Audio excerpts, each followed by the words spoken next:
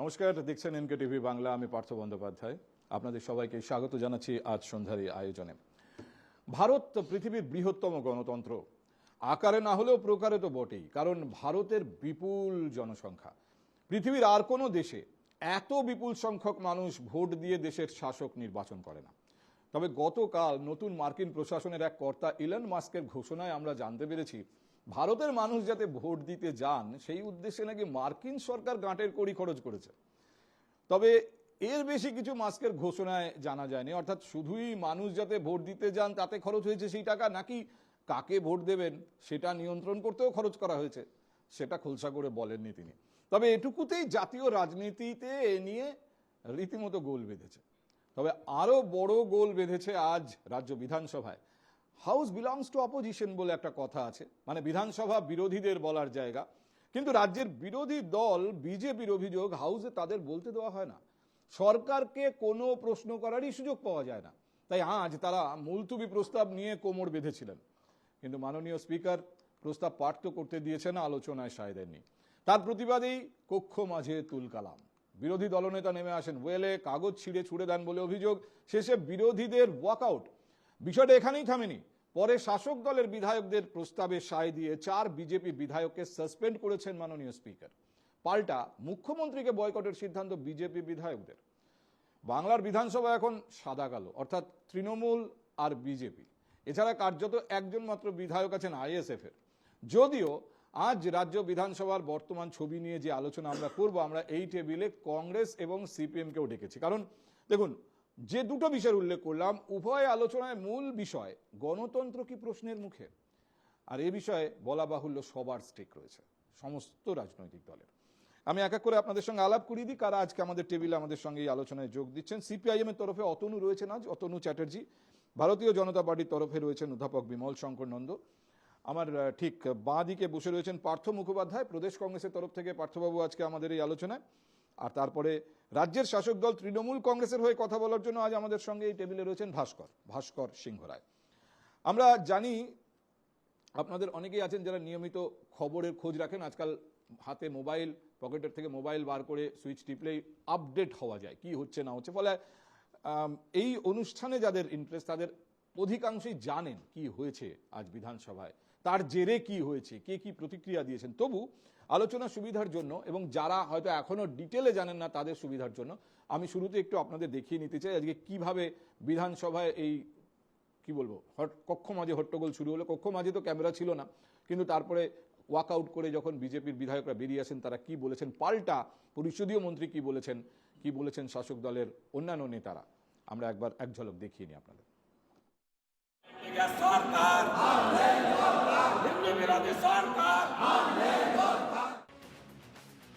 আবারও বিজেপি বিধায়কদের হট্টগোলে উত্তাল হলো বিধানসভার অধিবেশন। ওয়াকআউট করলেন বিজেপি বিধায়করা।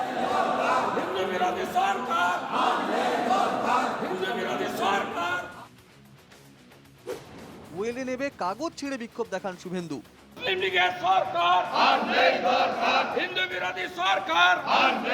এরপরই 30 দিনের জন্য 4 বিজেপি বিধায়ককে সাসপেন্ড করেন বিধানসভার স্পিকার বিমান বন্দ্যোপাধ্যায়। সাসপেন্ডেড 4 বিধায়ক হলেন বিরোধী দলনেতা শুভেন্দু অধিকারী, আসানসোল দক্ষিণের বিজেপি বিধায়ক অগ্নিমিত্রা পল, গোঘাটের বিজেপি বিধায়ক বিশ্বনাথ কারক এবং চাকদার বিজেপি বিধায়ক বঙ্কিম ঘোষ। 30 দিনের জন্য সাসপেন্ড করা হয়েছে এই 4 বিধায়ককে। আমরা যখন বিক্ষোভ বাইরে করছি তখন আগে থেকে সাজানো প্লট অনুযায়ী বিরোধী দলনেতাকে টার্গেট করে অন্যান্য বিজেপির যারা সোচ্চার এমএলএ থাকেন তাদের টার্গেট করে বিধানসভায় উপস্থিত না থাকা সত্ত্বেও বিশ্বনাথ কারককে সাসপেন্ড করেন। আর যিনি মুভার আসন থেকে প্রতিবাদ করছিলেন, আমি ওয়েলে নেমেছি, কিন্তু বঙ্কিম ঘোষ বা অগ্নিমিত্রা পাল ওয়েলে নামেনি। তাদেরকেও সাসপেন্ড করা হয়েছে। এবং শুভেন্দু অধিকারী তিনি ওয়েলে নেমে স্পিকারের দিকে ধেয়ে যান এবং অ্যাসেম্বলির যে বিজনেসের পেপার রয়েছে সেশনে সেই পেপার ছুঁড়ে মারতে যান এবং স্পিকার বিমান বন্দ্যোপাধ্যায় বিরোধী দলনেতাকে বলেন বিহেভ ইয়োর সেলফ, এবং তারপরেই কিন্তু শাসক দলের তরফে এই প্রস্তাব আনা হয় যে স্পিকারের কাছে তারা আর্জি জানায় শাসক দলের চিফ হুইপ নির্মল ঘোষ যাতে বিরোধী দলনেতা সহ বিজেপি বিধায়কদের বিরুদ্ধে কড়া ব্যবস্থা নেওয়া হয়। যেভাবে আমাদের সরকারি কাগজগুলো যেগুলো আমাদের ওদের সরবরাহ করা হয়েছিল সেগুলো ছেড়ে আমার চেয়ারের দিকে ছুঁড়ে ছুঁড়ে মেরেছেন, এই আচরণটা সত্যি এর মানে অত্যন্ত নিন্দনীয়। সেই মর্মে আজকে একটা মোশন এনেছেন আমাদের শ্রী নির্মল ঘোষ, এবং নির্মল ঘোষের বক্তব্য হচ্ছে ওদের এই আচরণের জন্য ওদের 30 দিন, আগামী 30 দিন বা সেশন শেষ হওয়া পর্যন্ত সাসপেন্ড করা হোক। সেটা আমরা ভোটে দিয়েছিলাম এবং আমাদের যারা উপস্থিত ছিলেন সদস্যরা সবাই এটাতে সম্মতি জানিয়েছেন বলে। ছিলেন না না ছিলেন আমি বলতে পারবো না, ব্যাপারটা আমি দেখিনি। বিশ্বনাথ প্রথম থেকেই ছিলেন কিন্তু শুধু এই অধিবেশন নয়, আগামী অধিবেশনেও সাসপেন্ড থাকবেন এই 4 বিজেপি বিধায়ক। এই নিয়ে গত 3.5 বছরে 4 বার বিধানসভা থেকে সাসপেন্ড হলেন শুভেন্দু। কিন্তু এই বিক্ষোভের সূত্রপাত কিভাবে? রাজ্যে একাধিক জায়গায় সরস্বতী পুজোয় বাধা নিয়ে মুলতুবি প্রস্তাব আনেন আসানসোল দক্ষিণের বিজেপি বিধায়ক অগ্নিমিত্রা পল সহ অন্যান্য বিজেপি বিধায়করা। এই প্রস্তাব পড়তে দেওয়া হয়, কিন্তু আলোচনায় অনুমতি দেননি বিধানসভার অধ্যক্ষ। এরপরই প্রতিবাদে ওয়েলে নেমে বিক্ষোভ দেখান বিরোধী দলনেতা শুভেন্দু অধিকারী। এরপর শুভেন্দুর নেতৃত্বে ওয়াক আউট করে বিধানসভা থেকে বেরিয়ে আসেন বিজেপি বিধায়করা। আমরা ভারতীয় জনতা পার্টির সমস্ত মহিলা বিধায়করা আমরা একটি অ্যাডজর্নমেন্ট মোশন এনেছিলাম যে আজকে সারা পশ্চিমবঙ্গে আমরা দেখতে পাচ্ছি সরস্বতী পূজা করতে দেওয়া হচ্ছে না। তাই আমরা আজকে এই অ্যাডজর্নমেন্ট মোশন এনে মাননীয় অধ্যক্ষ মহোদয়ের কাছে এই বিষয়টা নিয়ে ডিসকাশন চেয়েছি, কিন্তু উনি বললেন যে এই ডিসকাশন আজকে হবে না।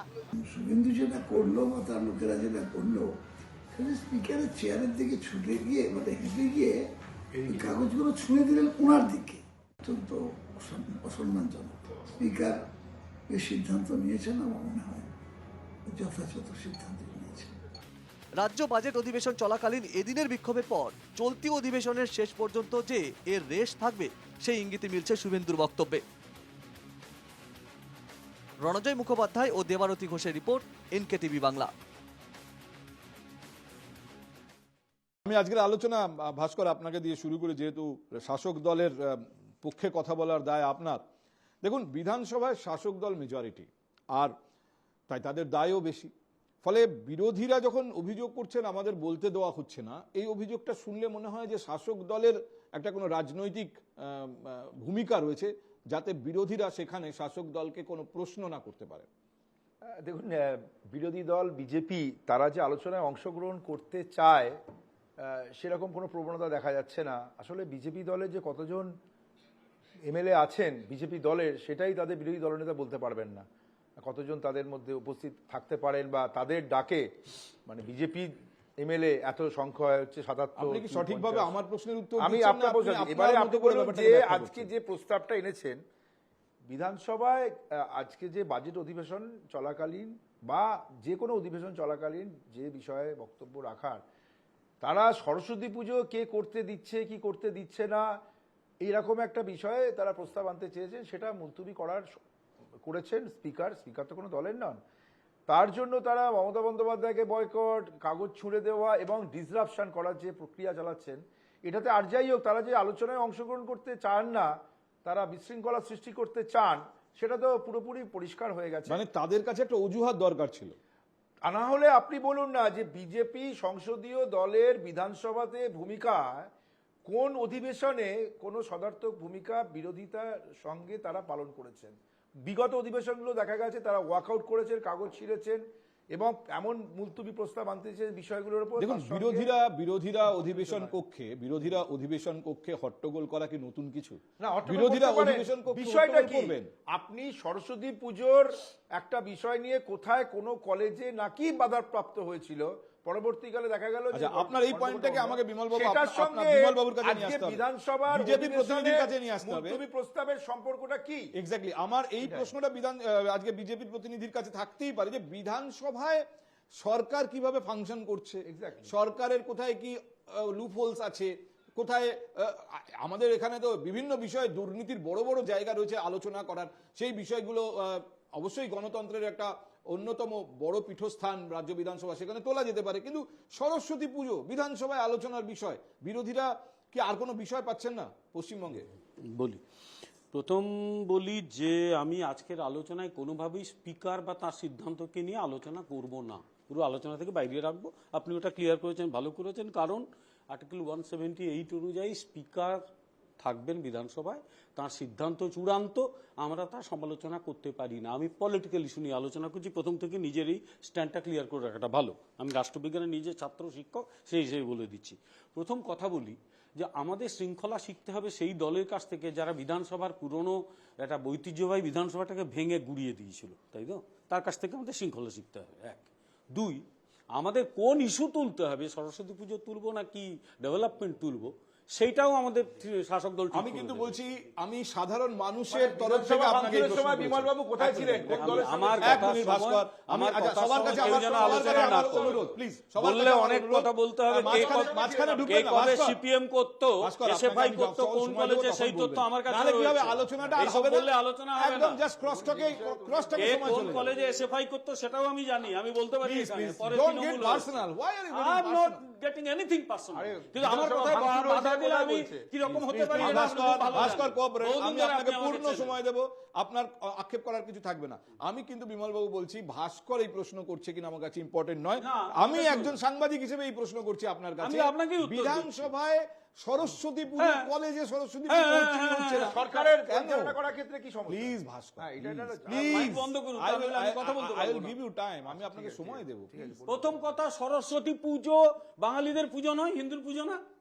সেখানে যদি কোথাও বাধা পায়, সেখানে পুজো করতে না দেওয়া হয়, আমরা বিধানসভায় তুলব তো কথা বলবো। বিধানসভা ওটা হিন্দু মুসলমানের জায়গা তো আরে, নয়। ওখানে- পয়েন্ট, ওখানে অ্যাডমিনিস্ট্রেশন আবার আমি বলছি, গভর্নমেন্ট পলিসি নিয়ে কথা হবে। একজন অন্য ধর্মের মানুষ, সে হিন্দু নয়, সেও যদি তার ধর্মাচরণে বাধা পায়, সেটাও বিধানসভায় তোলা হবে না। কোথায় লেখা আছে আপনি আমাকে দেখিয়ে দিন, আপনি বলুন, আপনি আমাকে বলে দিন, আমি মেনে নেব।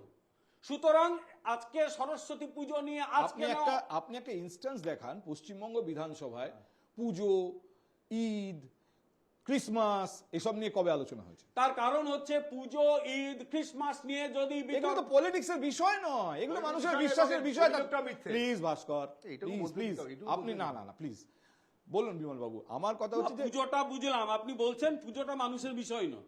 না না, আমি তা বলছি না, আমি বলছি বিধানসভার বিষয় কি। বিধানসভায় একজন নির্বাচিত বিধায়ক যাবেন, তিনি সরকার কি কাজ করছে, কোন মন্ত্রী কি কাজ করছেন, সরকারের পলিসি মানুষের পক্ষে আছে কি নেই। সরকারের প্রশাসনে একটা সরকার বলে জিনিস পশ্চিমবাংলায় রয়েছে বলে আমরা জানি। যদিও ভেরি রিসেন্টলি আপনাকে আমি সব লিঙ্কগুলো পাঠাবো। বিহারে কি হচ্ছে আপনি জানেন, লালু প্রসাদের শালকরাই বলতে শুরু করেছে যে এই লালু প্রসাদ যাদব নিজে একটা এক্সট্রশন নিচ্ছিল। আপনাকে আমি লিঙ্ক পাঠিয়ে দেবো। ফলে বিধানসভা মানে একটা সিস্টেমের মধ্যে কি ঘটে, অনেক কিছু পরবর্তীকালে আসে। আজকে পশ্চিমবাংলায় সরকার বলে একটা কিছু চলছে, যদিও এটাকে আমি সরকার বলে মানি না, এরা সরকার চালাতে জানে না, এরা একটা উন্মাদের মতো কাণ্ড কারখানা চলছে পশ্চিমবাংলায়। সেখানে সাধারণ মানুষ যদি পুজো করার অধিকার না পায়, আমাদের সম্পূর্ণ এখতিয়ার আছে ওটা বিধানসভায় তোলা, তার বাইরে যাওয়া। এবং সবচেয়ে বড় কথা, বিষয় তুলুন, ধর্মীয় বিষয় নিয়ে যদি আপনার কোনো প্রশ্ন থাকে তাহলে কুম্ভ মেলা নিন। সেখানে আপনার এই হিন্দু ধর্মের মানুষরা তারা কিভাবে আক্রান্ত হচ্ছেন, মারা যাচ্ছেন। দিল্লি স্টেশনের মতো জায়গায় সারা ভারতবর্ষে ডিসরাপশন, তীর্থযাত্রীদের তাদেরকে আপনারা আহ্বান করছেন, তাদের নিরাপত্তা নেই। তাহলে ধর্মীয় মানুষ হিসেবে তাহলে সেই প্রশ্নটা তুলুন। আর আজকে আপনি ভাস্কর, আমি একটু অন্যদের রিয়াকশন নিই। দেখুন, তাহলে আমাকে ধরে নিতে হবে, বিমল বাবু। এই আলোচনায় আমায় ধরে নিতে হবে যে আমরা সরস্বতী পুজো নিয়ে প্রশ্ন করব নাকি কার্তিক পুজো না গণেশ পুজো নিয়ে, এটা তাহলে ওই তৃণমূলপন্থী কিছু লোক আমাদের বলে দেবে। I am sorry to say যে এদের গুরুত্ব দেওয়ার কোনো কারণ নেই। আমরা তুলেছি, আবার তুলবো, বেশ করব, এবং এই ইস্যু জনগণের কাছে নিয়ে গিয়ে এই সরকারের রাজনৈতিক দল কি বলছে, প্লিজ প্লিজ, যারা বিধানসভায় নেই তাদের হয়তো রিপ্রেজেন্টেশন নেই, কিন্তু তারা রাজনীতিতে আছেন। পার্থবাবু। হ্যাঁ, দেখুন, আমাদের সংবিধানেই তো ধর্মীয় ক্ষেত্রে সব মানুষের সমান অধিকারের কথা বলা হয়েছে। ফলে ধর্মের অধিকার যদি কোথাও লঙ্ঘিত হয় সেটা আইনসভাতে আসতে পারে, কিন্তু প্রশ্নটা হচ্ছে যে কি আঙ্গিকে আসবে। এখানে চিন্তা করতে, মানে আমাদের চিন্তা করা আমি এখানে উচিত। একটা প্রশ্ন করতে চাই আপনাকে। এর আগে এই ধরনের প্রচুর এই বিতর্ক হয়েছে রামনবমীর মিছিল নিয়ে, সেখানে অস্ত্র হাতে হাঁটা যাবে না, কোনটা দিয়ে তাজিয়া যাবে, কোন রাস্তায় তাজিয়া যাবে না। এইরকম বিতর্ক তো নতুন কিছু নয়। নতুন কিছু নয়, হ্যাঁ, এগুলো আবার এটা প্রধানত- বলতে হবে খুব পুরনো নয়। পশ্চিমবঙ্গে রাজনৈতিক বিতর্কের বিষয় হিসেবে এইগুলোর উদ্ভাবন আমরা গত 2 দশকেই দেখছি, কিন্তু তারপরেও অনেক হয়েছে। কোনোদিন বিধানসভায় বিষয়টা উঠেছে বলে আমার তো মনে আমি হচ্ছে না। সেটাই আসছি যে কি আঙ্গিকে হবে এবং কেন করা হবে। এটা আমরা দেখেছি যে যেমন কলকাতারই একটি কলেজে সরস্বতী পুজো নিয়ে যখন বিবাদ উঠলো, সেখানে যে মানে আন্দোলন হলো, অদ্ভুত ব্যাপার হচ্ছে সেখানে কিন্তু পুজোর বাধা দেওয়ার প্রশ্নটা কিন্তু প্রধান ছিল না, সেখানে একটা অন্য ব্যাপার ছিল। কিন্তু ভারতীয় জনতা পার্টি এখানে খুব সুচিন্তিতভাবে সুকৌশলে এই হিন্দু এবং মুসলিম ধর্মের মধ্যে ব্যাপারটাকে এনেছে। বরঞ্চ রাজনৈতিক আর অন্যান্য ব্যাপার ছিল। আপনি শুধু সুকৌশলে বলছেন, কৌশলটা কি, তারা কি চাইছে? কৌশলটা হচ্ছে মানে যে তাদের মুখ্য সেখানে উদ্দেশ্য সেখানে কে ইউনিয়নের পুজো মধ্যে করবে? গন্ডগোল ছিল যে কোন ইউনিয়ন পুজোটা ওই করবে। যে ফান্ড সেটার উপরে কবজাটা তার করবে, নিয়ন্ত্রণ থাকবে। তার উপরে মেইনলি ব্যাপারটা মানে ছিল। অ্যাকচুয়ালি পুজো নিয়ে বিতর্ক না, না, পুজো হচ্ছে ফান্ডের উপর নিয়ন্ত্রণ। বরঞ্চ আমরা আশা করছিলাম যে বিজেপি এই প্রশ্নটা তুলবে, যা দুদিন বাদেই যখন অ্যাসেম্বলিতে যখন ভোটাভুটি হবে এই সমস্ত বাজেট মুখ্যমন্ত্রীর হাতে যে দপ্তরগুলো আছে সেই দপ্তরের একটিও ব্যয় বরাদ্দের আলোচনা হবে না, সেগুলো সব জিলোটিনে পাস হয়ে যাবে। এই যে প্রশাসন, এই যে প্রথাটা পশ্চিমবাংলায় চলেছে, সেই প্রথাটাকে বিরোধিতা করা কিন্তু বিরোধী দলের সবচেয়ে আগে কাজ। সেইগুলো যদি করতে পারতো, তার জন্য যদি তারা তার মানে আপনি বলতে চাইছেন যেটা বিধানসভায় বিরোধীদের ভূমিকা হওয়া উচিত, 100 তারা সেটা পালন না করে 100 বার। সরস্বতী পুজোর মতো বিষয় নিয়ে 100 বার। কলেজে কেন সরস্বতী পুজো করা একটা হচ্ছে অপ্রাসঙ্গিক সেটা নিয়ে। বিষয় আচ্ছা, আমি আগে অতনুর ভাষণটা শুনি। দেখুন পার্থদা, আপনাদের এই প্রতিবেদনে মানে দুপুর থেকে যখন থেকে ঘটনা হয়েছে দেখছি উনি একদম শুভেন্দুবাবু তো প্রচণ্ড ভেঙে পড়েছেন, গণতন্ত্র বিপন্ন ইত্যাদি ইত্যাদি মনে করেছেন। একটা জিনিস শুধু মনে করাবো, এই যখন এই বিধানসভা ভাঙচুর হয়েছিল, শুভেন্দুবাবু তখন খুব সম্ভবত তৃণমূলের এমপি, উনি গণতন্ত্রকে বিপন্ন বোধ করেননি। বিধানসভার মধ্যে সেশনের মধ্যে বাম বিধায়করা প্রহৃত হয়েছেন, মার খেয়েছেন, শুভেন্দুবাবু তখন তৃণমূলের এমপি, উনি গণতন্ত্রকে বিপন্ন বোধ করেননি। আচ্ছা, আর এই যে আজকে যেটা আপনাদের এখানে দেখলাম, যে আপনাদের প্রতিবেদনেই দেখলাম যে কারণে ওনাকে সাসপেন্ড করা হয়েছে, এখন যে কারণ বলা হয়েছে সেই কারণ যদি সত্যি হয়, এটা একদম সংবিধান অনুযায়ী গুরুতর অপরাধ। একদম আমি খুব সম্ভব 348(2) রুলটা, যে রুলে হচ্ছে এইটাকে ওনাকে সাসপেন্ড করা যায়, একদম গুরুতর অপরাধ। সেই অপরাধ যদি উনি করে থাকেন একদম নির্দিষ্টভাবে শাস্তি পাবেন একদম। কিন্তু এক্ষেত্রে আবার দুটো জিনিস মনে রাখতে হবে, ওনার নেত্রী দুদফায় হচ্ছে স্পিকারের কাছে কাগজ এবং ফাইল ছুঁড়ে মেরেছিলেন, উনি একবার মেরেছেন, মানে ওনার পুরনো নেত্রী যার হাত ধরে উনি রাজনীতিতে এসেছিলেন। কিন্তু পার্থদা, এই সমস্ত কিছুর বাইরেও যে রাজনৈতিক প্রশ্নটা থেকে যায়, যে কি দরকার ছিল এই যে শুভেন্দু অধিকারীদেরকে সাসপেন্ড করা বা শুভেন্দু অধিকারীদের এই সরস্বতী পুজোর ইস্যু তোলা, আসলে কোথাও গিয়ে নতুন করে এই একে তো একটা বিজেপির নিজস্ব আভ্যন্তরীণ দ্বন্দ্ব রয়েছেই, তার সাথে রাজ্য রাজনীতিতে বিজেপি তথা শুভেন্দুকে নতুন করে ভাসিয়ে দেওয়া। আর শুভেন্দুর অধিকারীরও প্রবলেম হচ্ছে, এই যে ধরুন ধর্ম নিয়ে উনি মিছিল বিধানসভা চত্বরে ধর্মীয় ব্যাপার নিয়ে উনি হচ্ছেন স্লোগান তুলতে পারছেন, উনি ধর্ম নিয়ে বিধানসভায় আলোচনা করবেন, কিন্তু চাকরি চুরি নিয়ে আলোচনা করবেন না, কারণ যে সময় চাকরি চুরি হয়েছে উনি তখন তৃণমূলের রত্ন হয়ে বসেছিলেন। উনি ধর্ম নিয়ে আলোচনা করবেন, উনি দুর্নীতি নিয়ে আলোচনা করবেন না। আপনি যে লাইনে বলছেন তাহলে বুঝতে হবে যে এতে তৃণমূলেরও সুবিধে, শাসক দলের তৃণমূল বিজেপি বারবার করে কেন্দ্রে বলুন রাজ্যে বলুন এই হিন্দু মুসলিমটাকে হচ্ছে মেইন স্ট্রিম করতে চাইছে, যাতে আসল সমস্যাগুলো যদি ওখানে সিপিএম এর রিপ্রেজেন্টেশন থাকতো তাহলে কিছুটা উঠতো, যেহেতু তারা নেই তাই জন্য কিছুই উঠছে না। আসল সমস্যাগুলোতে কারা হচ্ছে কি আজ অব্দি অ্যাড্রেস করেছে? আপনি সংসদে বলুন, এটা তো আমাদের একটা মানে বলেনি ভাস্কর, আমি তো এটা নিয়ে আপনার সঙ্গে বলিনি, কি দরকার? আমি লেট আস বি জেন্টলম্যান, ভাষণ থেকে যেটা বুঝতে বলছি, বলবো না সমস্ত ভোটগুলো বিজেপিতে ট্রান্সফার করার ফলে আজকে বিরোধী শূন্য হয়ে গেছে। আমি আপনার বিরোধী হয়ে গেছে বিজেপি বলবেন না। অতনু যেটা বলছেন না, আমি বলি ভাস্কর, অতনু যেটা বলছেন না, আইএসএফ নেতা যিনি একমাত্র বিধায়ক, বিজেপিও নন তৃণমূলও নন, এরকম একজন বিধায়ক, তিনি কিন্তু আজকে এই একই সুরে কথা বলেছেন যে পুরো সেটিং চলছে এই ধরনের ইস্যু নিয়ে, এতে তৃণমূলের সুবিধা আর বিজেপির। মানে পহেলে রাম বাদ মে বাম এইসব করে 2016 অবধি পশ্চিমবঙ্গের প্রধান বিরোধী দলের নাম ছিল সিপিএম। 2016-র পর থেকে পশ্চিমবঙ্গের বিরোধী দলের নাম হলো বিজেপি। কিন্তু তৃণমূলের ভোট একই ছিল, এই পুরোপুরি ভোটটাকে ট্রান্সফার করেছে। এই সমস্ত সিপিএম এর কিছুর ভোটটা মধ্যে ট্রান্সফার কাজে দেখা গেল বিজেপি বাম এলো কমলো, কংগ্রেস কমলো, ছিল 44 বিমলবাবু বলবেন, এক মিনিট। পরে কোথায় গেল? ভাস্কর, আমাদের আজকের ফোকাস থেকে সরে যাচ্ছি। আর তৃণমূলের চুরি বাড়লো। না, এটা না, ভোটটা বাড়লো কেন? পুরনো কারা কাসুন্দি আর কারা ঘটে লাভ নেই। বাড়লো? পুরনো কাসুন্দি 3 ঘটে লাভ নেই। হলো কাদের আমরা বাড়লো? বিধানসভা দেখে প্রসঙ্গে ফেরত আসি। 3 থেকে বিধানসভার 77 ঘটনার হলো প্রসঙ্গে কাদের ফেরত ভোটে? আসি। প্লিজ একটা বিমলবাবু বলবেন, কিন্তু তার আগে আমি আপনাকে একটা অন্য অ্যাঙ্গেল দিতে চাই আলোচনায়। সেটা হচ্ছে যে এই যে এতদিন আমরা দেখতাম রাস্তায়, পথসভায়, জনসভায়, সেখানে বিজেপির, এই রাজ্যের বিজেপির বিশেষ করে তারা অন্যতম বিষয় হচ্ছে হিন্দুদের একজোট করো, হিন্দু ভোটকে এক জায়গায় করো। এবার এইটার প্রভাব কি সরাসরি বিধানসভাতেও পড়া শুরু হলো? আমি বলছি না, এই প্রশ্ন তুলেছেন পরিষদীয় মন্ত্রী রাজ্যের। আমরা একটু শোভনদেব চট্টোপাধ্যায় এই ব্যাপারে কি বলেছেন আপনাদের একটু দেখিয়ে নিই। এটা তো হিন্দু ভোট পাওয়ার পলিটিক্স হচ্ছে, হিন্দু ভোট পাওয়ার পলিটিক্সের জন্য উনি বললে উনি অজস্র কথা বলতে পারেন, আমি সে ব্যাপারে কোনো কিছু বলবো না। কিন্তু একটা কথা পরিষ্কার, যে ওদের মানে RSS এর সর্বাধিনায়ক যিনি তিনি আসছেন, ওরা আর কি টোটাল বুঝে গেছে যে সাধারণভাবে সাধারণ মানুষের ভোটে জিততে পারবে না। অতএব একটা মানে পোলারাইজেশন করতে হবে, একটা মৌলবাদী রাজনীতির মধ্য দিয়ে আর জেতার চেষ্টা করছেন, সেটা কোনো সফল। হিন্দু ভোট টানার পলিটিক্স, বিমলবাবু। তার আগে একটা কথা বলি, সেটা হচ্ছে হ্যাঁ ঠিকই, সিপিএম এবং কংগ্রেস জনগণের কথা প্রচুর তুলেছে বলেই 2011 সালে ওদের মুখ্যমন্ত্রী সমেত হারিয়ে দিয়ে মানুষ ওদের ক্ষমতাচ্যুত করেছে। 2016 সালে ওদের প্রজেক্টেড মুখ্যমন্ত্রীকেও হারিয়ে লোকে ওদের একদম কিনারে ঠেলে দিয়েছে, 2021-এ শূন্য বানিয়ে দিয়েছে। প্রচুর জনগণের কথা তুলেছে, তাই জনগণ শূন্য বানিয়েছে।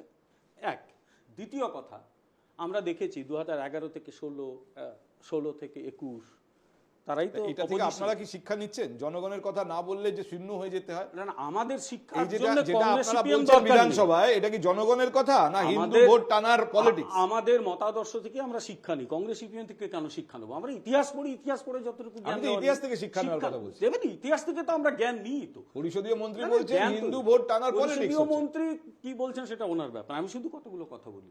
2011 থেকে 16 থেকে 21 অপোজিশন পার্টি ছিল পশ্চিমবাংলায়, সেই অপোজিশন পার্টির ভূমিকা মানুষ দেখেছে এবং এবারেও অপোজিশন পার্টির ভূমিকা মানুষ দেখছে। এই অপোজিশন পার্টি মানুষের যে জীবনের কথাগুলো তুলে ধরছে এবং আগামী দিনে তুলে ধরবে। বামপন্থীরা এর আগে বিধানসভায় কি করেছে সেটা নিয়ে আপনি যদি কোনোদিন এটা আমাকে আলোচনা করতে বলেন, প্রচুর আলোচনা আছে, অজস্র তথ্য রয়েছে, আমি বই আপনাকে এনে দেবো। বাংলা বিধানসভার 100 বছর, এটা বইটাই রয়েছে, বামপন্থীদের বহু কীর্তি কাহিনী সেখানে লেখা আছে। সেই আলোচনা আজকে যাব না, কারণ আপনি সেই আলোচনা করছেন না। আজকের আলোচনা হচ্ছে যে আমরা যে ইস্যু বিধানসভায় তুলেছি সেই ইস্যু তোলা উচিত কি উচিত নয়। আপনার মূল হিন্দু ভোট টানার পলিটিক্স, আমি আবার আপনাকে ফোকাসে আবার আমি বলছি, হিন্দুরা যদি আমাদের ভোট দেয় সেটা তো আমাদের কৃতিত্বের ব্যাপার। হিন্দু ভোট টানার জন্য, হিন্দুদের ভোটটাকে এক জায়গায় করার জন্য এতদিন রাস্তায়, এতদিন জনসভায় যে চেষ্টা চলছিল, এবার এটাকে বিধানসভায়। আমাদের বক্তব্য, আমাদের স্লোগান সবকা সাথ সবকা বিকাশ, আমরা ওইসব বাছাবাছি করি না। কিন্তু এটাও তো ঠিক, এই পশ্চিম বাংলা যেটা হিন্দুর হোমল্যান্ড হিসেবে তৈরি হয়েছিল, সেই পশ্চিম বাংলা হিন্দুরা যদি সরস্বতী পুজো করতে না পারে, এখানে যদি দুর্গা পুজো করতে বাধা পায়, তাহলে কিন্তু এখানে পশ্চিমবঙ্গে হিন্দুদের হোমল্যান্ড তৈরি হয়েছিল, এটা কোথায় বলবো? এটা কোথাকার ইতিহাস? ভাস্কর, আপনাকে জবাব দিতে হবে অন্য, আপনাকে জবাব দিতে হবে একটা অন্য আরেকজন মন্ত্রীর প্রতিক্রিয়া আমি আপনাদের দেখাবো। পশ্চিমবঙ্গে হিন্দুর হোমল্যান্ড হিসেবে কোনদিন তৈরি হয়নি। এক মিনিট, অবশ্যই কোথায়? অবশ্যই ভাস্কর, আজকের আলোচনার বিষয় না, আমাদের তো সময় কমে আসছে। দেখুন, যখন আলটিমেটলি 4 জন বিজেপি বিধায়ককে সাসপেন্ড করা হয়, তারপর বিজেপির বিধায়করা, বিজেপির পরিষদীয় দল, তারা সিদ্ধান্ত নিয়েছেন তারা মুখ্যমন্ত্রীকে বিধানসভায় বয়কট করবেন। মুখ্যমন্ত্রী যখনই বিধানসভায় থাকবেন, তারা থাকবেন না, বিধানসভা থেকে বেরিয়ে আসবেন। এই প্রসঙ্গে প্রতিক্রিয়া দিয়েছেন ফিরহাদ হাকিম। আমি সেই প্রতিক্রিয়াটা আপনাদের শোনাতে চাই এবং তারপর ভাস্কর আমি আপনার কাছে আসবো। শুনুন কি বলেছেন ফিরহাদ হাকিম। মুখ্যমন্ত্রী বিরোধী দলের দয়ায় হয়নি, বাংলার মানুষ মমতা বন্দ্যোপাধ্যায়কে মুখ্যমন্ত্রী আসনে বসিয়েছেন। মমতা ব্যানার্জিকে বয়কট করা মানে বাংলার মানুষকে বয়কট করা। বিজেপিকে বাংলার মানুষ বয়কট করে দিয়েছে, তাই ওরা এখন বাংলার প্রতিনিধি মমতা বন্দ্যোপাধ্যায় যে উচিত কথা বলে, বাংলার স্বার্থে কথা বলে, তাকে বয়কট খেলা করবার চেষ্টা করছে।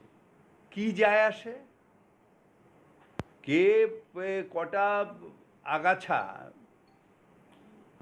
ওই বিরোধী দল তারা কাকে বয়কট করলো তাতে বাংলার কি যায় আসে? বাংলার মানুষের আশীর্বাদ নিয়ে মমতা ব্যানার্জি ছিলেন, মমতা ব্যানার্জি আছেন, মমতা ব্যানার্জি থাকবেন। ভাস্কর, একজন senior minister, member of cabinet, তিনি বলছেন কয়েকজন আগাছা। আমি দেখুন ববিদার কথা সূত্র থেকে আরেকটা কথা বলি, বিজেপির নির্বাচিত বিধায়করাই তো বিজেপিকে বয়কট করেছে। বিরোধীরা আগাছা। আমি আসছি 12 জন বিধায়ক তারা বিজেপিতে নির্বাচিত হয়েছেন, বিজেপিকেই বয়কট করেছেন। বয়কট তো বিজেপি করেছে। বিজেপির এই যারা বলছেন বয়কট করেছেন, মমতা বন্দ্যোপাধ্যায়কে বয়কট করার কারণ কি? বিধানসভাতে তাদের প্রস্তাব, মুলতবি প্রস্তাব তাদের গ্রহণ করেননি বলে তাদেরকে না, সেটা স্পিকার মহাশয় করেছে, তার সঙ্গে মমতা বন্দ্যোপাধ্যায়কে বয়কট করে ওরা পলায়নের রাস্তা। উত্তর দিন, বিরোধীরা কি করে আগাছা হয়? একজন ক্যাবিনেট মন্ত্রী তিনি বলছেন বিরোধীরা আগাছা। এই ব্যাখ্যা করুন। পলায়নের রাস্তা বিজেপি খুঁজছিল, পলায়নের রাস্তা খুঁজে তারা গেছে। এবারে ববিদা যদি এই মন্তব্য করে থাকেন, ববিদা এটা বলেছেন, এটা ববিদা বলবেন তার উত্তর। ক্ষোভ থেকে বলেছেন, জাস্ট এটা ক্ষোভ থেকে বলেছেন। প্রথমত বিরোধীদের, আপনি যখন প্রথমে অনুষ্ঠান শুরু করলেন যে বিধানসভাটা বিরোধীদের, যে কোনো আর কি পার্লামেন্টারি ডেমোক্রেসিতে বিরোধীদের একটা স্থান আছে, তো বিরোধীরা প্রথমত পশ্চিমবঙ্গের বিরোধী দল, সেই দলের যারা নির্বাচিত হয়েছিল তারা সেই দলকে বয়কট করার সাথে সাথে আজকে যে ইস্যুতে তারা মুলতবি প্রস্তাব এনেছিল সেটা স্বীকার করার না জন্য তারা যে বয়কট করেছে, প্রশ্ন থেকে শুনে যাচ্ছে, আমি একটু আপনার কাছ থেকে শুনে আসি। তাদের সম্পর্কে যে মন্তব্য একজন ক্যাবিনেট মিনিস্টার, সেই সিনিয়র পলিটিশিয়ান, পার্থদা বিশ্বাস করি তিনি যতই খুব যে বিরোধীদের আগাছা বলছেন, না যে মন্তব্য করেছে সেটা তার বিরোধীদের আগাছা বলাটা তো একটা অবশ্যই একটা রয়েছে। তার সাথে পার্থদা আরেকটা জিনিস মনে রাখতে হবে, একজন সংবিধানকে, মানে ভারতবর্ষের ধর্মনিরপেক্ষ সংবিধানকে শপথ নেওয়া একজন বিধায়ক, যিনি কিনা ঘটনাচক্রে বিরোধী দলনেতা, তিনি যে রাজনীতি করার জন্য হচ্ছে আজকে সারাদিন টিভির পর্দায় চড়ে বেড়ালেন, সেই এক রাজনীতি করা লোক, সংবিধানের শপথ নেওয়া একজন মন্ত্রী, যিনি কিনা ধর্মীয় এমন কিছু বার্তা দিয়েছেন, তাকে তার কাউন্টার করার জন্য বসিয়ে, আসলে আমরা যেটা বারবার বলছি, তৃণমূল বিজেপির এই হিন্দু মুসলমানকে মেন স্ট্রিম করে মানুষের দৈনন্দিন চাহিদা, দৈনন্দিন কথা থেকে চোখ ঘোরাবার জন্য বার্তা।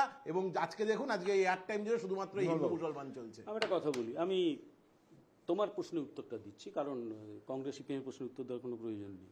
এই যে বললে একজন আগাছা বলেছেন, আরে যেমনি ঝাড় তার বাঁশ তো তেমনি হবে, তার দল যেমনি তার সংস্কৃতি তেমনি, তার মুখের ভাষাও তাই হবে। একটা কথা বলে দিই, বাংলার মানুষ নাকি মুখ্যমন্ত্রী বানিয়েছে।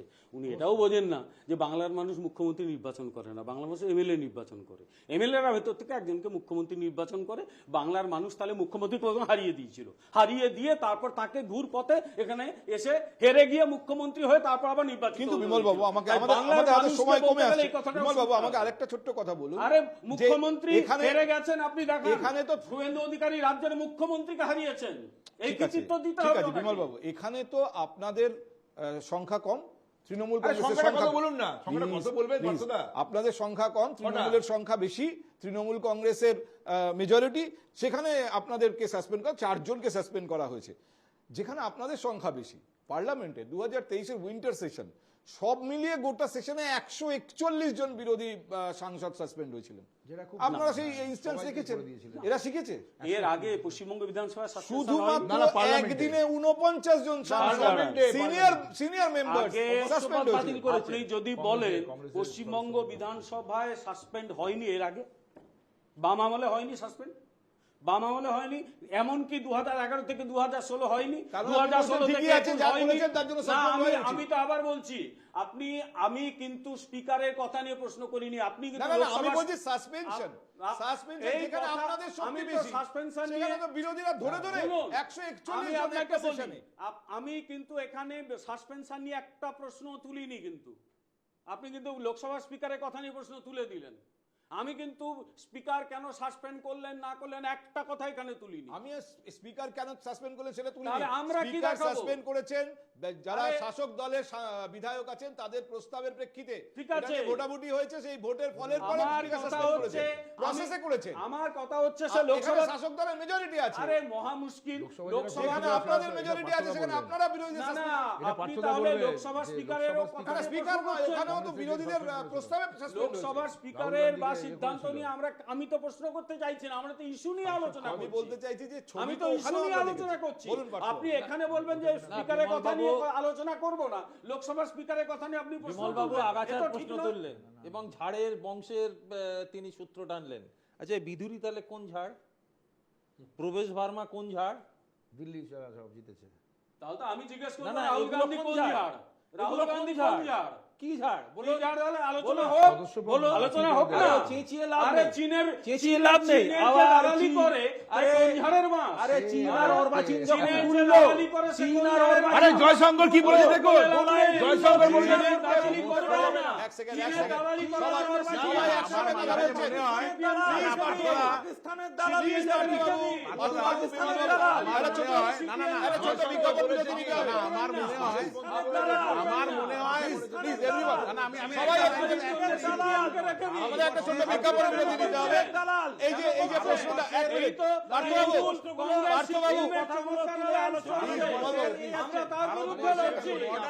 আমরা একটা ছোট বিজ্ঞাপন বিরতি নিয়ে ফিরি। রাহুল গান্ধীর বিরুদ্ধে বিজেপি নেতা ত্রিপাঠী তিনি রীতিমতো সরাসরি রাহুল গান্ধীর নাম করে বলেছেন।